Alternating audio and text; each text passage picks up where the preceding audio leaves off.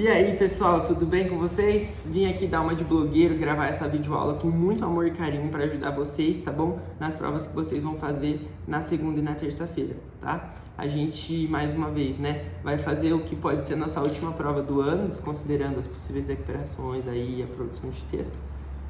Então estudem com efetividade, gente, estudem de verdade, não é ficar decorando assim, sabe? Ai, crase é isso, crase é aquilo, crase é aquilo, crase é aquilo, passou a prova e esqueceu. Não, aprende porque não é tão difícil se você parar pra pensar. E mesmo que for difícil, dá pra aprender, como assim?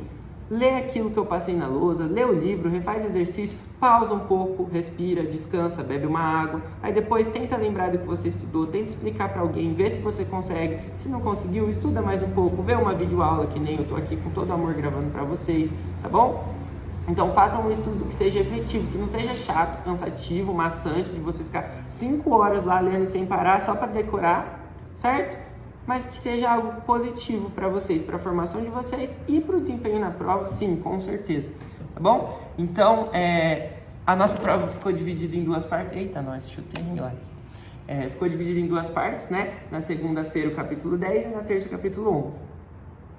Como eu tinha dito para vocês, cobraria o 12 também, mas achei muita coisa, certo? Então, sendo duas provinhas, com 5 questões cada uma, algumas com A, B, C, A, B, C, D, enfim, é muito conteúdo. Então, a gente precisa se lembrar, um capítulo inteiro para cada uma dessas partes é bastante coisa se a gente for parar para ver. Então, prestem bastante atenção, tá bom? Estudem mesmo para vocês arrasarem.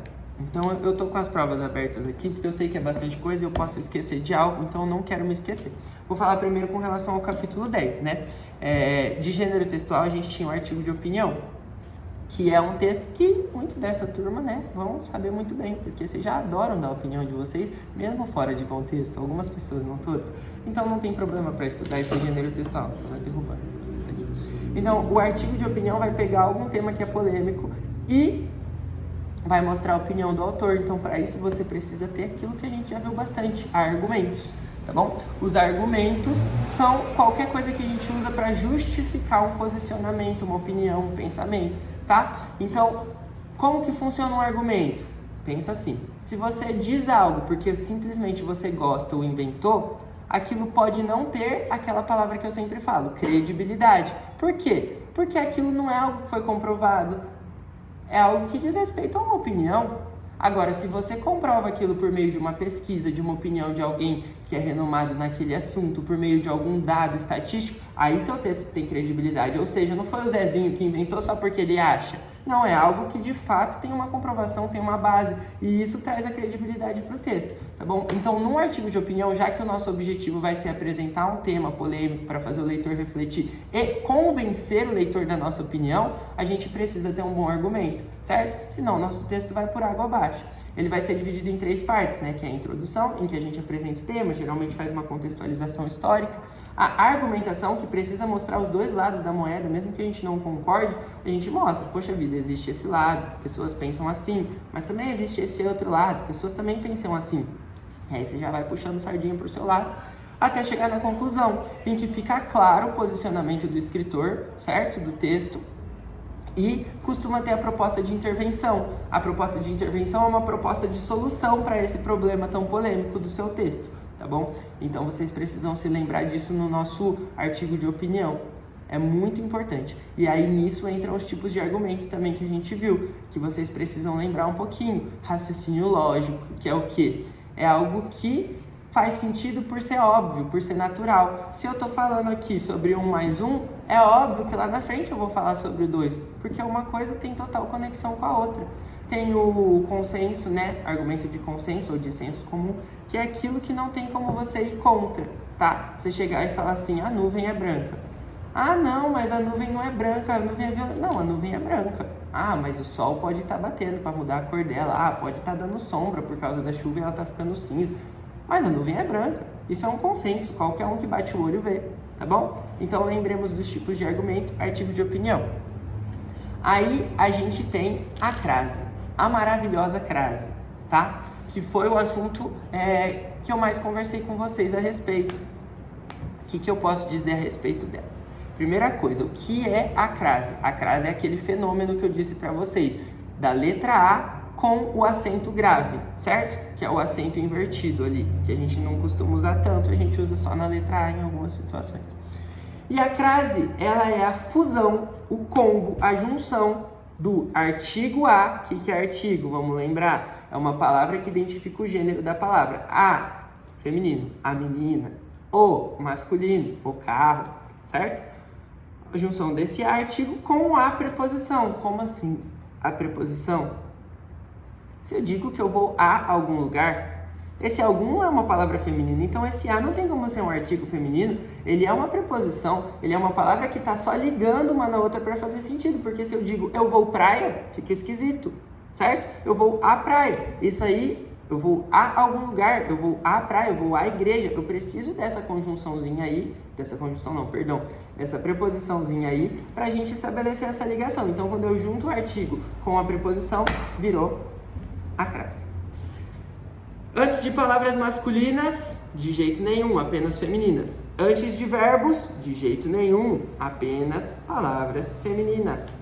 Graças a Deus, tem crase? De jeito nenhum. Por quê? Porque Deus é uma palavra masculina, tá? E aí a gente precisa identificar quando que essa crase vai ser necessária. Como? Pensando se aquele caso ali, aquele verbo vai exigir uma preposição.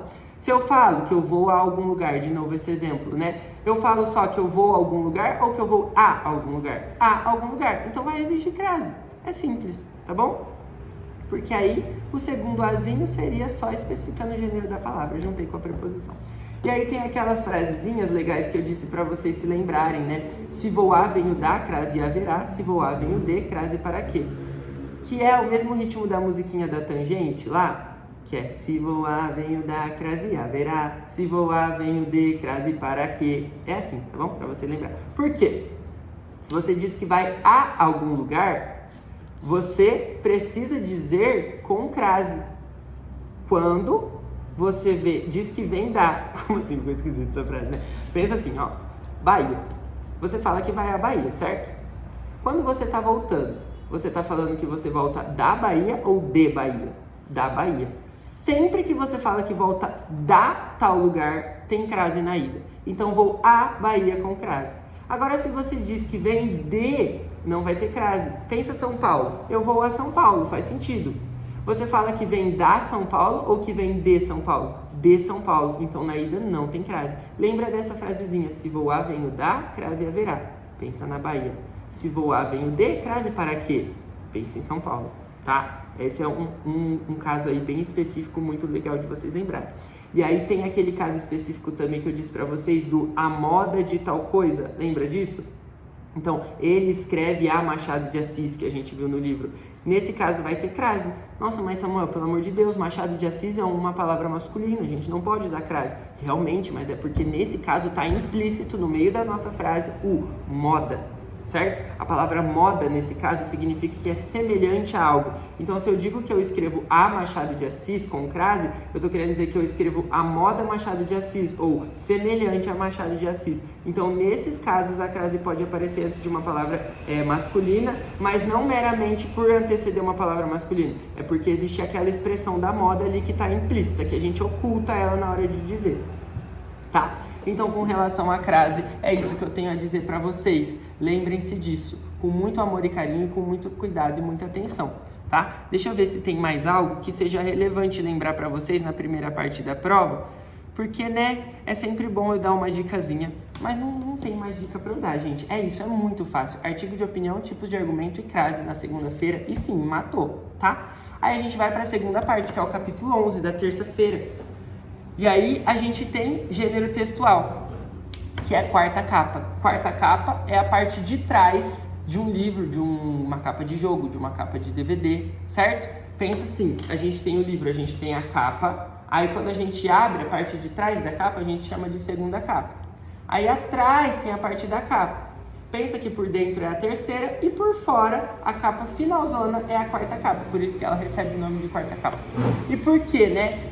Qual que é a relevância da gente estudar isso como um gênero textual na escola? É porque nela, né, no caso, a gente vai ter informações muito relevantes sobre a obra em questão, seja ela um filme, seja ela um jogo, seja ela um livro.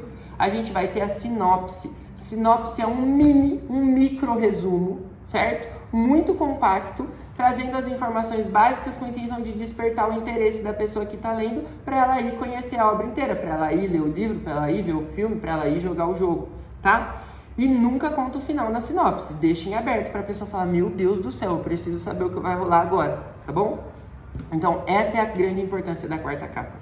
E aí, geralmente, nela vai ter informações sobre quem escreveu o livro ou sobre quem são os autores do filme. Vai ter código de barra, porque isso, na prática, são produtos que vão ser vendidos. Todas essas coisas são relevantes num texto de quarta capa, tá bom? Então, vocês precisam se lembrar. Vai ter uma imagem, geralmente. Tudo isso é muito importante. É um gênero com o qual vocês estão acostumados a lidar, apesar da gente não costumar estudar tanto isso como um gênero. Mas, nesse momento, é importante vocês se lembrarem, tá bom? Além da quarta capa, a gente tem os tipos de discurso, que eu falei com vocês também a respeito. A gente tem o discurso direto. O que é o discurso direto? Antes, né, para que tipos de discurso? Eles vão, na verdade, dizer respeito a quando a gente quer mencionar uma fala no nosso texto. Quando a gente quer citar a fala de alguém, de algum personagem, ou que nem a gente viu no artigo de opinião, né, de um especialista daquele assunto. Então, o discurso direto, que é o primeiro tipo, é quando a gente vai dizer exatamente o que foi dito por aquela pessoa, por aquele personagem. A gente vai mencionar a fala exata. Então, por exemplo, a Chapeuzinho disse para o lobo. Aí você vai dizer exatamente a fala da Chapeuzinho. Vovó, que olhos grandes você tem. Essa fala que você está mencionando é exatamente o que ela disse. Então, a gente vai ter que usar aspas. Ou então, escrever na linha de baixo com um travessão. E sempre precisa ser antecedido por 2 pontos. Então, o Chapeuzinho disse 2 pontos. Aí eu posso tanto já mencionar a fala dela entre aspas, ou pular para a linha de baixo, colocar um travessão e mencionar a fala dela. Beleza? Esse é o discurso direto, porque você cita diretamente o que foi dito. Aí nós temos o indireto, em que você também vai mencionar uma fala, mas não diretamente, não exatamente. Como? Geralmente por meio de uma conjunçãozinha ali, uma palavra que vai ligar. Como assim? Chapeuzinho disse que os olhos da vovó eram grandes. Nesse caso, você não precisou de 2 pontos, não precisou de travessão. Oh, meu Deus, chutei, desculpa. Não precisou de aspas. Você apenas reproduziu uma fala, mas com as suas palavras, certo? Então, isso não altera nada no seu texto. Quando é uma pergunta, em vez do que, a gente costuma usar o se, né? Ela me perguntou se estava tudo bem. Mais uma vez, eu não disse exatamente a fala da pessoa, não pus aspas, não pus travessão.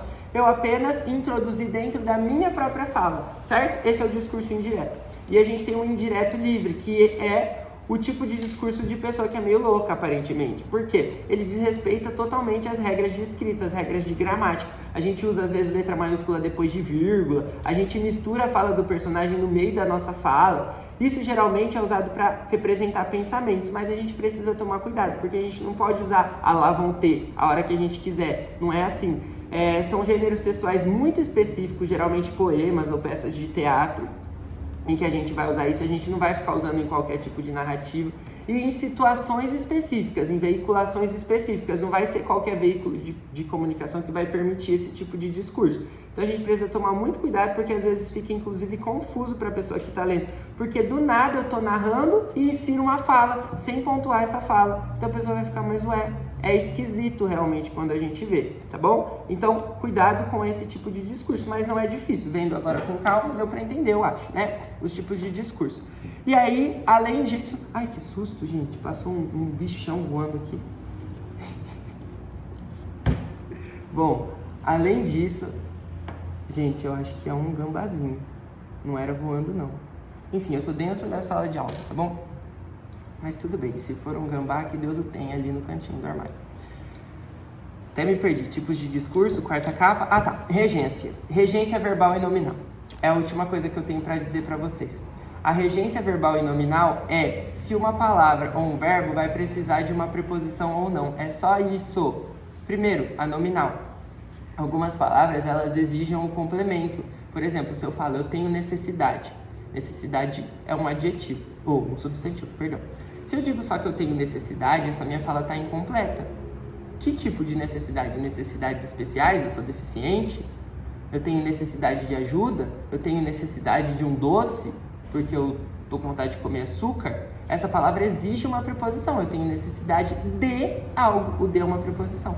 Agora, algumas palavras não vão exigir preposição. É isso que é a regência nominal. E a mesma coisa serve para os verbos. Alguns verbos precisam de preposição e outros não. Por exemplo, vamos pensar. Aqueles lá de quando a gente estava vendo a crase, né? Eu vou à praia. Esse vou, perdão, né, que é o nosso verbo, ele exige uma preposição? Eu falo eu vou praia ou eu vou à praia? Eu vou à praia, ele exige uma preposição.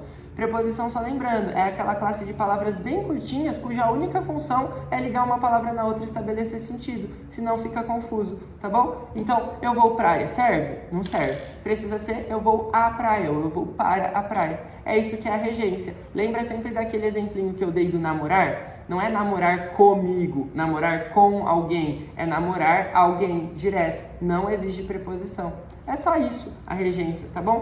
Infelizmente, a regência é aquela que a gente precisa gravar os substantivos, adjetivos ou verbos, tá? Seja ela verbal, falando de verbos, ou nominal, falando de adjetivos e substantivos, a gente precisa meio que memorizar, porque não existe uma regra, e toda vez que a palavra terminar com tal letra, precisa de preposição. Não tem.